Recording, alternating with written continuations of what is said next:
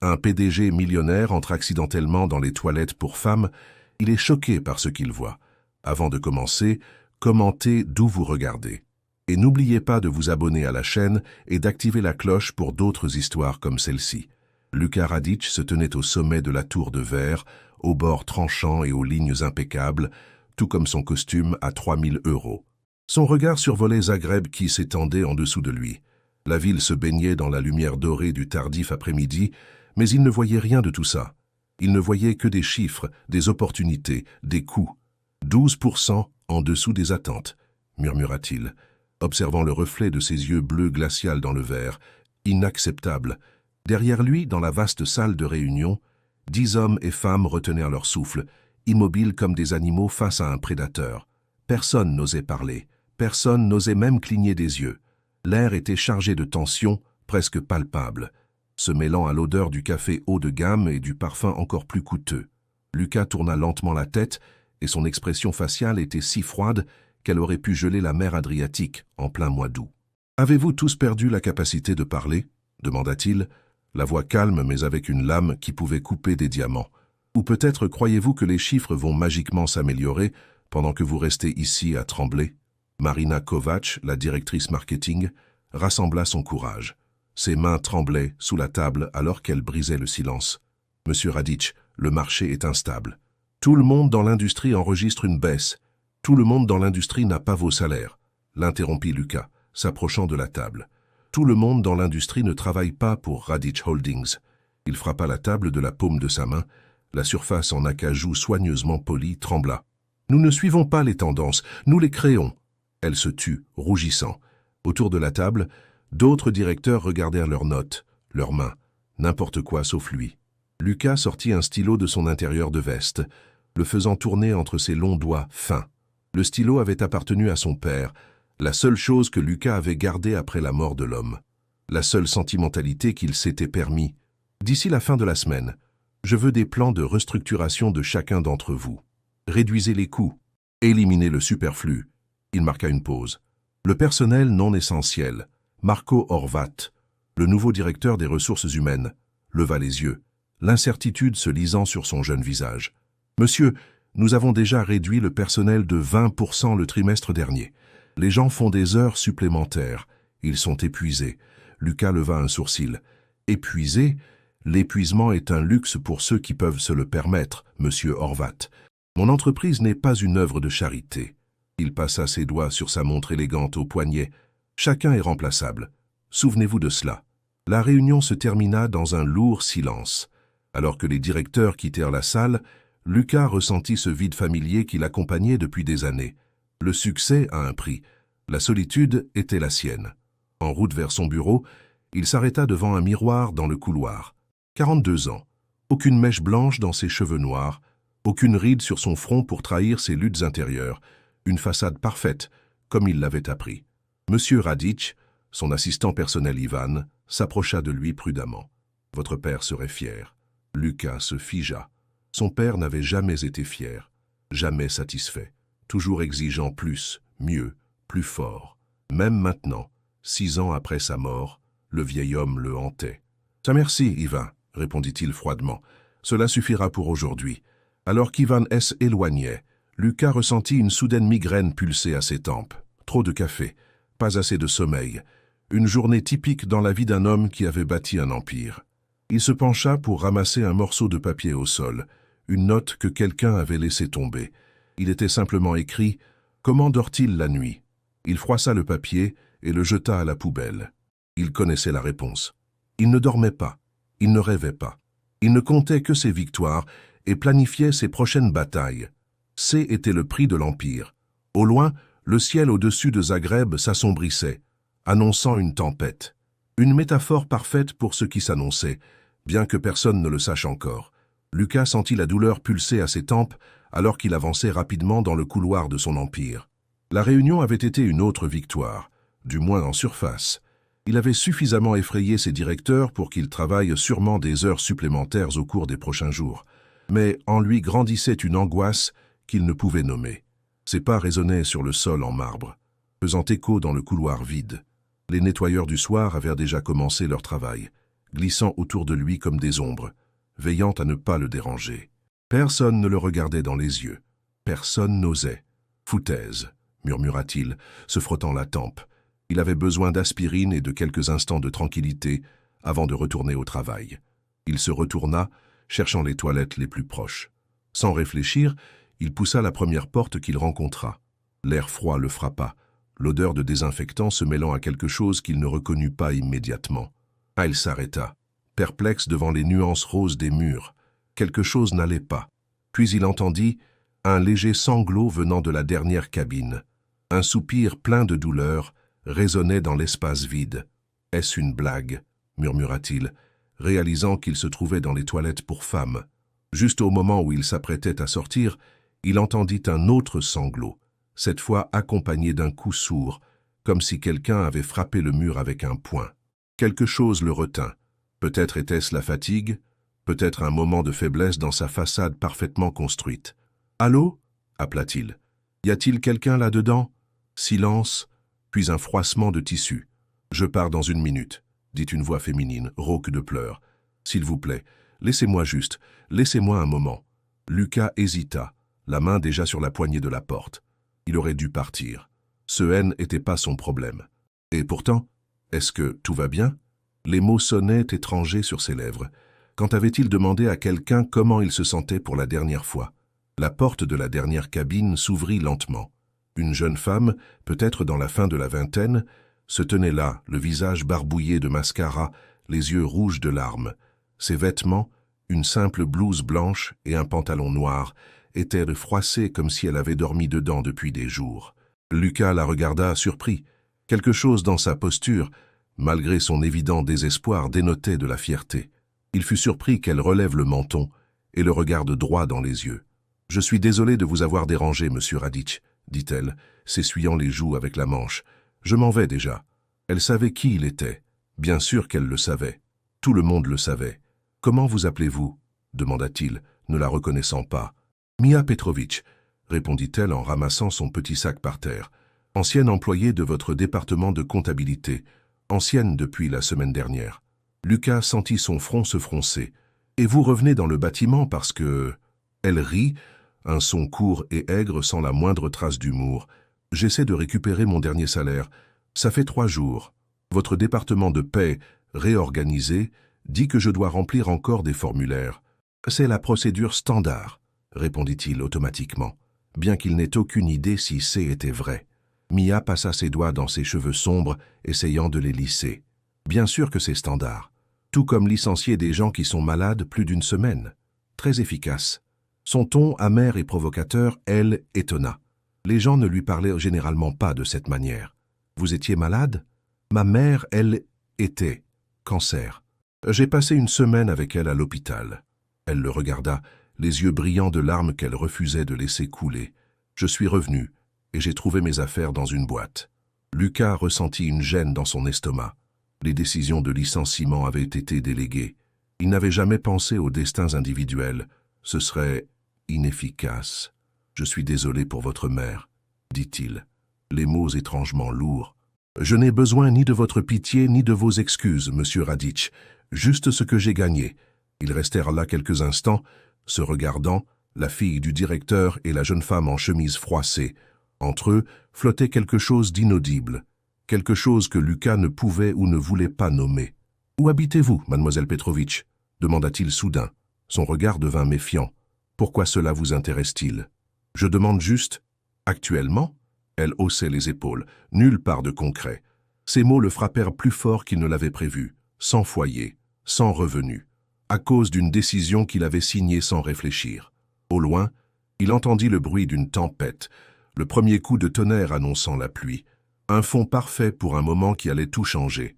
Le ciel au-dessus de Zagreb se déchira, libérant un déluge de pluie qui tambourinait contre les fenêtres du bâtiment Radić Holdings. Lucas regardait les gouttes se heurter au verre, créant des trajectoires chaotiques, tout comme les pensées qui tourbillonnaient dans son esprit. « Je pense que je peux vous aider avec ce salaire, » dit-il, sortant son téléphone. « Je vais appeler la comptabilité tout de suite. » Mia croisa les bras sur sa poitrine. « À 9 heures du soir ?»« Ça, mes gens répondent toujours à mes appels, » répliqua-t-il en appuyant sur les touches. Pendant qu'il attendait que la connexion soit établie, Mia tourna son visage vers la fenêtre, regardant la pluie qui tombait maintenant comme des fils d'argent. La lumière du couloir dessinait son profil, révélant la fatigue gravée dans chaque ligne de son visage. « Oui, Radic ici », dit-il brusquement au téléphone. « J'ai besoin que le salaire en retard de Mia Petrovic soit versé. Tout de suite. Oui, demain matin c'est acceptable. Merci. » Il raccrocha et se tourna vers Mia. « C'est réglé. L'argent sera sur votre compte au matin. » Il s'attendait à un remerciement. Au lieu de cela, il rencontra un regard sceptique. « Pourquoi ?» demanda-t-elle simplement. « Pourquoi quoi? Pourquoi, tout à coup, vous vous en souciez? En un coup de plume, vous avez signé les licenciements de 20 personnes le mois dernier. Pourquoi vous souciez-vous de mon salaire ?» Son honnêteté le prit au dépourvu. La plupart des gens feignaient devant lui faisaient des compliments, le flattant. Personne ne lui posait de telles questions. « Peut-être parce que vous êtes devant moi, dit-il doucement. Il est plus difficile d'ignorer les problèmes quand ils ont un visage et un nom. » La pluie s'intensifia, frappant comme des tambours sur le toit. « Avez-vous un endroit où passer la nuit ce soir ?»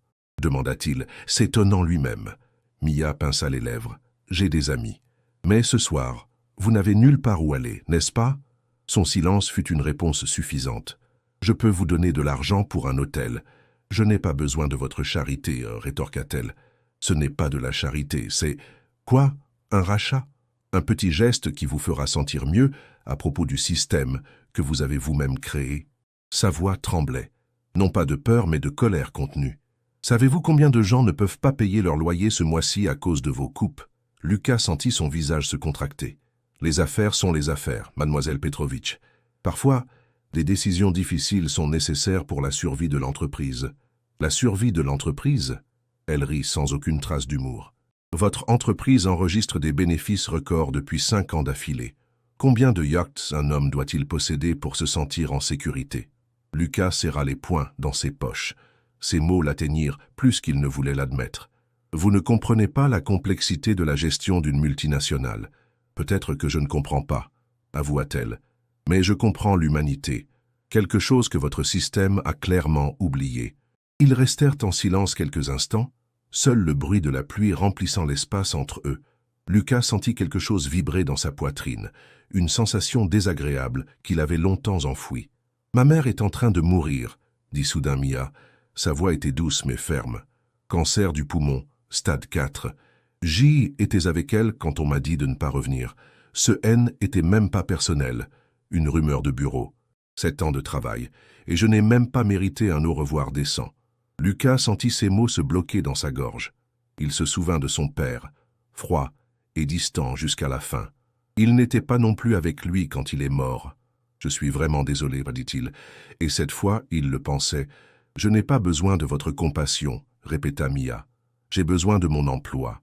J'ai besoin de ma dignité. » Quelque chose dans ces mots perça l'armure qu'il avait construite autour de lui pendant des années. Il la regarda. Il la voyait vraiment, pas comme un chiffre sur un papier, pas comme un excédent à éliminer, mais comme une personne. Une femme avec une mère qui meurt et sans toit au-dessus de sa tête, qui se tenait encore droite, refusant de se briser. « J'ai une proposition, » dit-il finalement. La tempête dehors s'intensifia, comme si la nature elle-même retenait son souffle, attendant ce qu'il allait dire. Et ce n'est pas de la charité. Mia le regarda. Ses yeux brillaient à la faible lumière. Entre eux, quelque chose avait changé. Un mince pont de compréhension commençait à se construire au-dessus du gouffre de leur monde différent. « Que proposez-vous exactement » demanda-t-elle. Sa voix était prudente, son regard sceptique sous la faible lumière du couloir. Lucas prit une profonde inspiration. « Un emploi temporaire, comme mon assistante personnelle. » Ses yeux élargirent. « Vous avez déjà un assistant. Ivan part à 2 semaines de congé annuel. J'ai besoin de quelqu'un pour me remplacer. » Ce N n'était pas vrai. Ivan ne prévoyait pas de vacances, mais cela serait facile à arranger. Et parmi toutes les personnes, vous choisissez une comptable au chômage qui, de toute évidence, ne vous apprécie pas? Mia sourit, un son bref et incroyable.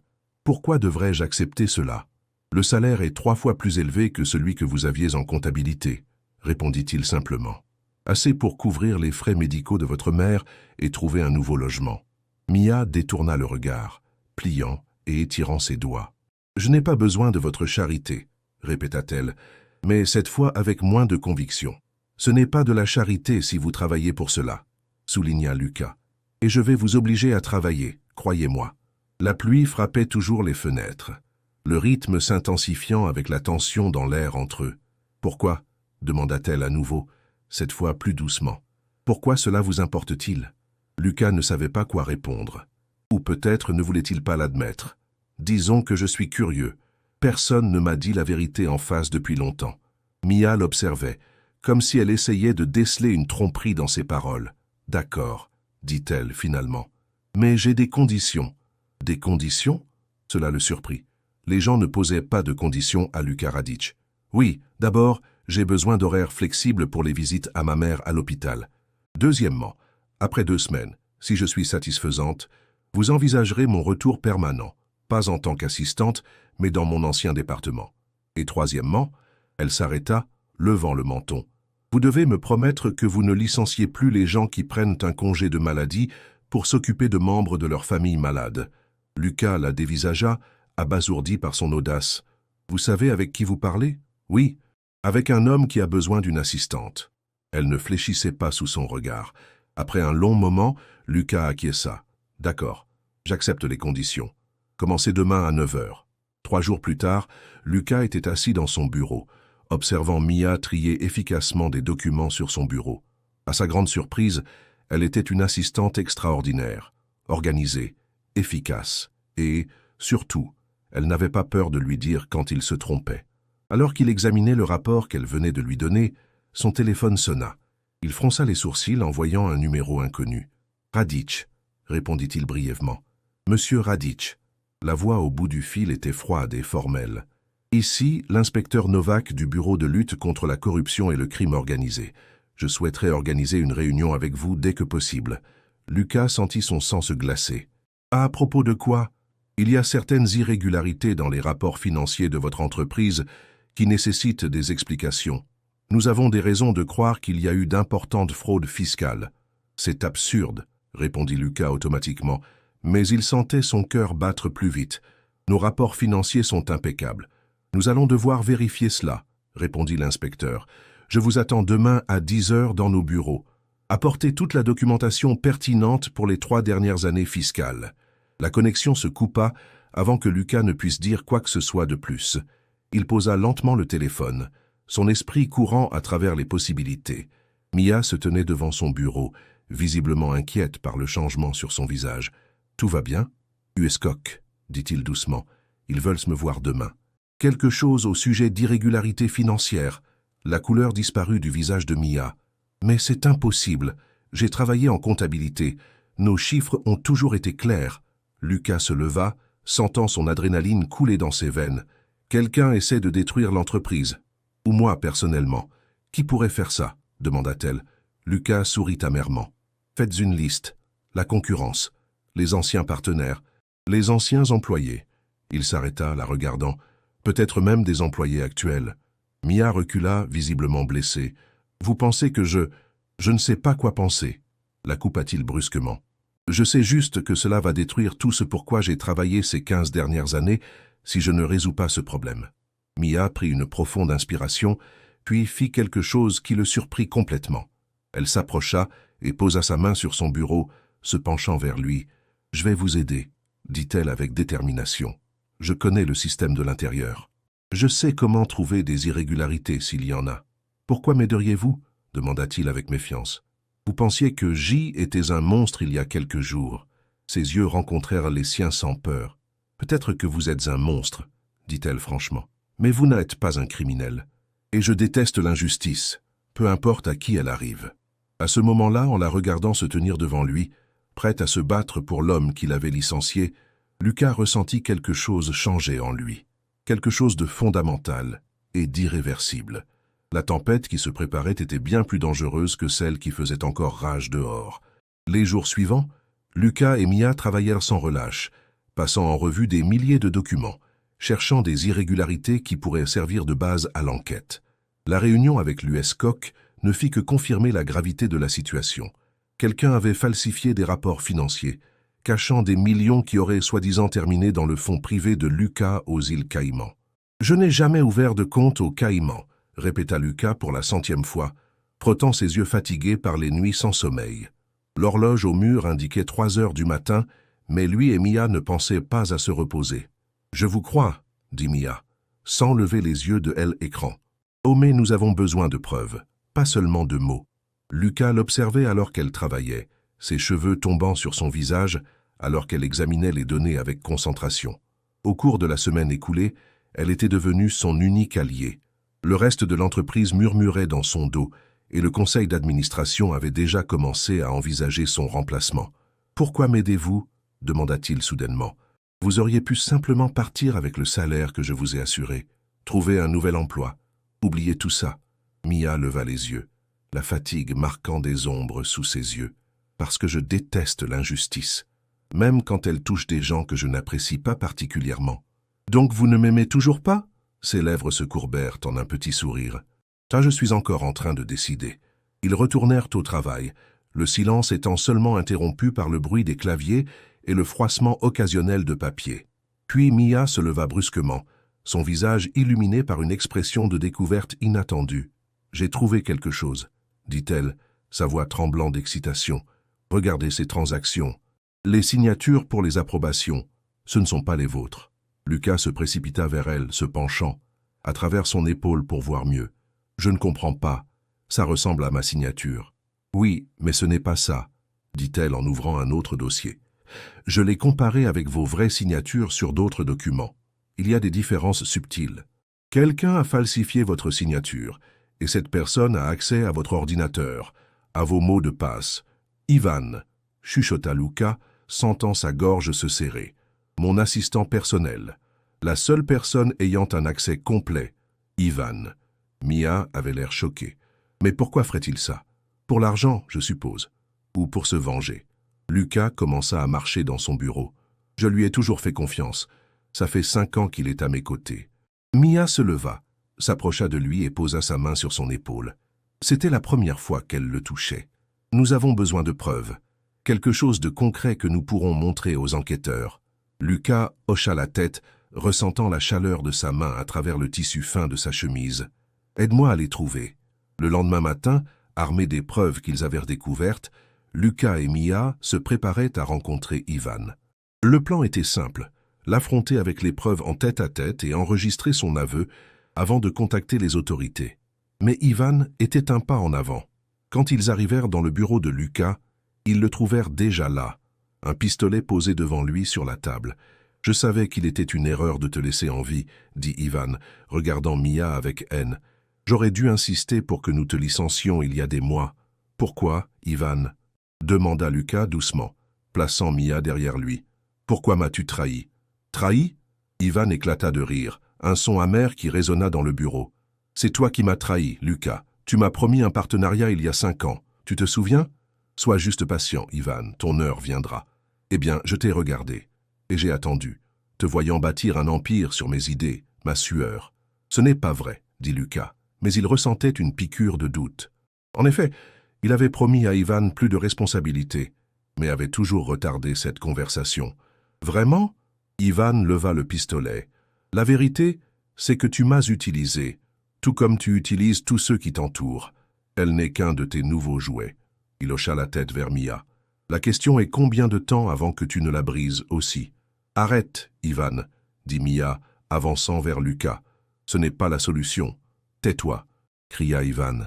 Tu n'as aucune idée de ce dont tu parles. J'ai tout sacrifié pour cette entreprise, des années de ma vie. Les yeux de Lucas croisèrent ceux de Mia, un dialogue silencieux passait entre eux. Il hocha doucement la tête et elle continua à parler, détournant l'attention d'Ivan pendant que Lucas se déplaçait lentement sur la droite. « Et tu penses que le vol et les mensonges te mèneront là où tu veux être ?» demanda-t-elle calmement. « Regarde-toi, Ivan. Ce n'est pas l'homme que tu voulais devenir. » Ivan tourna le pistolet vers elle, sa main tremblant légèrement. « N'essaie pas de jouer avec moi. » À ce moment-là, Lucas sauta en avant, se jetant sur Ivan de tout son poids. Le pistolet tira. La balle frappa le plafond alors que les 2 hommes luttaient au sol. Mia cria, se précipitant vers le téléphone pour appeler la sécurité. « Tu es mon ami !» haleta Lucas, tenant la main d'Ivan avec le pistolet. « Je t'ai fait confiance. »« C'est ton problème, » répondit Ivan à travers ses dents serrées. « Tu as toujours trop fait confiance aux mauvaises personnes. » Alors qu'il roulait au sol dans une lutte pour l'arme, Lucas sentit quelque chose se briser en lui. Pas physiquement, mais émotionnellement. Le masque de l'homme d'affaires froid et calculateur se fissura, révélant la douleur et la colère en dessous. « Je ne suis pas parfait, » admit-il, sa voix se brisant sous l'émotion. « Mais je ne mérite pas ça. » La sécurité entra dans la pièce, les séparant. Ivan fut maîtrisé, le pistolet retiré. Alors qu'il l'emmenait, Ivan se tourna vers Lucas une dernière fois. « Tu ne seras jamais heureux, Lucas. Les gens comme toi ne le sont jamais. » Lucas se tenait au milieu du chaos de son bureau, saignant d'une coupure à son front, sa chemise déchirée. À ses côtés, Mia tremblait, mais se tenait droite. « Merci, » te dit-il, ressentant pour la première fois une gratitude profonde envers un autre être humain. « Tu as sauvé ma vie, mon entreprise, tout. » Mia le regarda, et quelque chose dans son regard changea quelque chose en lui pour toujours. « Ce n'est pas fini, » dit-elle doucement. « Cela ne fait que commencer. » 6 mois plus tard, le siège de Radich Holdings avait un aspect différent. Les grandes cloisons en verre qui séparaient autrefois les directeurs des employés avaient été retirées. À la place, des espaces ouverts encourageaient la communication et la collaboration. Sur les murs, des photos d'employés et de leurs familles rappelaient que derrière chaque poste de travail se trouvait une personne réelle. Lucas se tenait au même endroit où il avait autrefois regardé la ville en dessous de lui comme le souverain de son empire. Mais maintenant, son regard était différent. Il voyait des gens, pas des chiffres. « Monsieur Radich, le conseil d'administration est prêt pour votre présentation, » dit Mia, s'approchant de lui avec une tablette à la main. Elle continuait à l'appeler « Monsieur Radich » au travail, malgré tout ce qu'ils avaient traversé ensemble. « Merci, Mia, » répondit-il, se tournant vers elle. « Et s'il te plaît, appelle-moi Lucas, au moins quand nous sommes seuls. » Elle sourit. Ce sourire spécial qu'elle réservait désormais seulement pour lui. « D'accord, Lucas. Es-tu prêt ?» Il hocha la tête. « Je suis nerveux. Je n'ai jamais pensé que je proposerais quelque chose comme ça. Et tu n'as jamais pensé que tu tomberais amoureux d'une ancienne employée que tu as licenciée, » ajouta-t-elle doucement, se penchant pour l'embrasser brièvement. Après l'arrestation et l'aveu d'Ivan, Lucas avait été libéré de toutes accusations. Mais le mal était fait. La confiance du public dans l'entreprise avait été ébranlée. Pour sauver ce qu'il avait construit, il devait réévaluer tout ce sur quoi il avait bâti son succès. « Comment va ta mère ?» demanda-t-il alors qu'ils marchèrent vers la salle de réunion. Le visage de Mia s'illumina. « Les médecins disent que sa rémission est stable. La nouvelle thérapie aide vraiment. » Elle s'arrêta. « Merci d'avoir financé la recherche. De nombreux patients en bénéficieront, pas seulement elle. » Lucas lui serra la main. « C'est le minimum que je pouvais faire. » Ils entrèrent dans la salle de réunion où les membres du conseil d'administration et les directeurs les attendaient. Leurs visages ne montraient plus la peur qu'auparavant, mais du respect. « Mesdames et messieurs, » commença Lucas, se tenant à la tête de la table. « Aujourd'hui, je vous présente la nouvelle vision de Radich Holdings. Après des mois d'analyse et de réflexion, je crois qu'il est temps de changer radicalement notre façon de faire des affaires. » Les diapositives présentaient un nouveau modèle commercial, une approche plus humaine, axée sur le bien-être des employés, des horaires de travail flexibles, des congés payés pour s'occuper des membres de la famille et des investissements dans la communauté locale. Certains diront que c'est une approche douce des affaires, poursuivit-il, que les profits ne seront pas les mêmes, et ils ont raison, c'est à court terme. Mais à long terme, nous construirons quelque chose de plus durable et de plus précieux. Il scrutait les visages autour de lui, cherchant des signes de résistance. Il remarqua quelques regards sceptiques, mais pour la plupart, il vit de l'intérêt, voire de l'espoir. « Avez-vous des questions ?» demanda-t-il, après avoir terminé sa présentation. L'ancien Lucas aurait craint les questions, les voyant comme un défi à son autorité. Le nouveau Lucas les accueillait comme une opportunité de dialogue. Après la réunion, alors que les gens commençaient à se disperser, Mia s'approcha de lui avec une expression étrange sur le visage. « Qu'est-ce qu'il y a ?» demanda-t-il. « J'ai quelque chose pour toi, » dit-elle en lui tendant une petite boîte. « Ouvre-la quand tu seras seul. » Ce soir-là, dans le silence de son appartement, Lucas ouvrit la boîte. À l'intérieur se trouvait une photo d'échographie et une petite note. « Je suis prête pour un autre rendez-vous dans 9 mois. M. » Son cœur fit un bond. Père. Il allait devenir père. Il appela immédiatement Mia. Lorsqu'elle répondit, il ne pouvait prononcer un mot. « Lucas ?» demanda-t-elle doucement. « Tu vas bien ? Quand as-tu su ?» réussit-il enfin à dire. « Ce matin. Je n'arrive toujours pas à y croire. » Lucas sentit les larmes lui monter aux yeux, pour la première fois depuis la mort de son père. Mais ces larmes étaient différentes. Ces étaient des larmes de joie, de peur, d'espoir. « Je t'aime, » dit-il simplement. Tous les deux. « Je t'aime aussi, » répondit-elle. « Qui aurait pensé, hein, toi et moi ?» Lucas sourit à travers ses larmes. « Si quelqu'un m'avait dit il y a un an que l'ancien employé que j'ai licencié allait me sauver de la ruine, puis changer ma vie. La vie est pleine de surprises, » dit Mia. « Parfois, nous devons tout perdre pour trouver ce dont nous avons vraiment besoin. » En regardant la photo de l'échographie, Lucas pensa à son père, cet homme froid et distant qui ne l'avait jamais félicité, jamais pris dans ses bras. « Je serai un meilleur père que lui, » promit-il tout bas. Notre enfant ne doutera jamais de être aimé. Cette nuit-là, alors que Zagreb s'enfonçait dans le sommeil, deux mondes qui semblaient autrefois irréconciliablement éloignés, le monde du pouvoir et le monde des gens ordinaires, fusionnèrent enfin en une nouvelle réalité. Dans un monde où l'excellence commerciale pouvait coexister avec l'humanité, où l'ambition et la compassion pouvaient aller de pair. Et l'homme autrefois froid dans sa tour de verre avait appris la leçon la plus importante de toutes. Les empires se construisent sur la confiance et l'amour, pas sur la peur. Si cette histoire vous a touché, partagez-la avec ceux qui ont besoin d'un rappel que même le cœur le plus froid peut trouver la chaleur. Laissez un commentaire sur le moment qui vous a le plus ému et abonnez-vous pour plus d'histoires montrant la force de l'amour et de la transformation. Chaque grand changement commence par une rencontre inattendue, tout comme celle-ci.